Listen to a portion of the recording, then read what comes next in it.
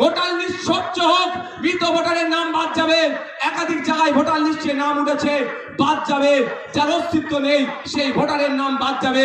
প্রয়োজনে আমরা সহযোগিতা করব, কিন্তু স্বচ্ছতার নামে নির্বাচন কমিশন যে অহেতুক হয়রানি করছে এর জবাব দেওয়ার জন্য প্রশ্ন করেছিলাম আমরা নির্বাচন কমিশনে। শুধু তাই নয়, আপনাদের এই নওশাদ সিদ্দিকী কামচিহ্ন নেতা সুপ্রিম কোর্টে গিয়ে আপনাদের জন্য মামলা করেছে।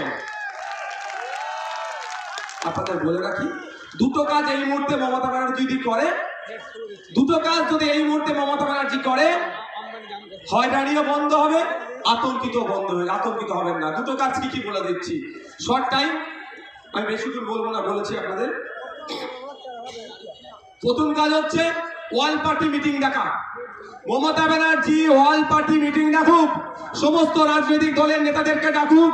যে এই পরিস্থিতি, বাংলার স্বাধীনতা সংগ্রামী পরিবার থেকে শুরু করে, পীর পরিবার থেকে শুরু করে, বিভিন্ন ধর্মীয় পরিবার থেকে শুরু করে, বিভিন্ন যাদের সামাজিক প্রভাব প্রতিপত্তি আছে, সব সমেত সাধারণ মানুষদেরকে অহেতুক হয়রানি হচ্ছে, এই হয়রানি বন্ধ আমাদের করতে হবে। অল পার্টি মিটিং ডাকা দরকার।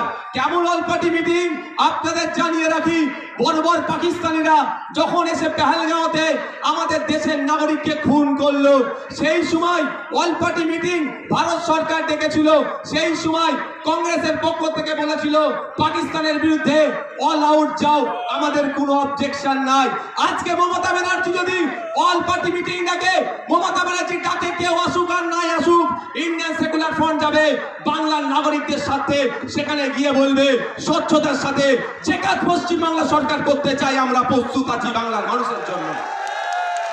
করবে, তাহলে আপনি আতঙ্কিত মুক্ত হবেন তো ভাই?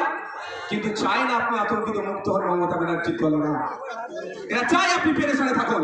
আপনি পেরেশানে থাকলে প্রশ্ন করতে পারবেন না মাদ্রাসায় টিচার নেই কেন। আজকে দেখুন কলকাতায় গতকালকে খোঁজ নিয়ে দেখুন, প্রায় 33 দিন এই ঠান্ডাতে তারা পড়ে আছে। টিচার গুলো এমএসকেএসকে টিচারদের সম্মানিকটা ঠিকঠাক পাচ্ছে না। মাদ্রাসায় 10,000 শূন্য পদ হয়ে গেছে, পরিকাঠামো ধ্বংস হয়ে গেছে, স্কুলে টিচার নাই, হাই স্কুলে টিচার নাই, শিক্ষার পরিকাঠামো ধ্বংস হয়ে গেছে। আপনি এটা প্রশ্ন করবেন না এসআইআর কাগজ নিয়ে ছুটাছুটি করবেন? এই ছুটাছুটি করার জন্য আপনাকে এই পদক্ষেপগুলো গ্রহণ করছে না।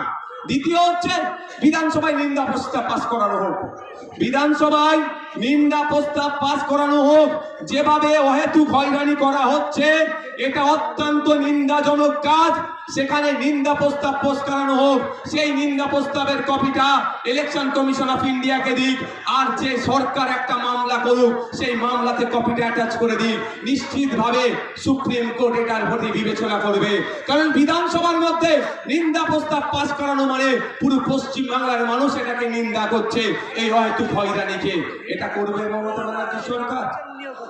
আওয়াজ দিন একটু। কেন করবে না? পেরেশান তো হচ্ছে দলিত, সব থেকে বেশি পেরেশানি হচ্ছে মুসলমান, তারপরে দলিত, তারপরে আদিবাসী। তাই মুসলমানকে তো বড় ভোট মানুষ মনে করে না, শুধু ভোটার মনে করে, আর ক্যাপটিভ ভোট ব্যাংক হিসাবে রাখতে চায়। তাই আপনাদের বলবো দিকে দিকে আওয়াজ তুলতে হবে, বলতে হবে ইমিডিয়েট পশ্চিমবাংলা সরকারকে এ দুটো কাজ করা দরকার। এক, অল পার্টি মিটিং ডাকা, দ্বিতীয় হচ্ছে বিধানসভায় নিন্দা প্রস্তাব পাস করানো। এরপরও আপনাদের বলছি, আমার উপরে কেন এদের রাগ বুঝতে পেরেছেন? 77টাকে নিয়ে কিছু নয়, নওশাদকে হারাতে হবে। কারণ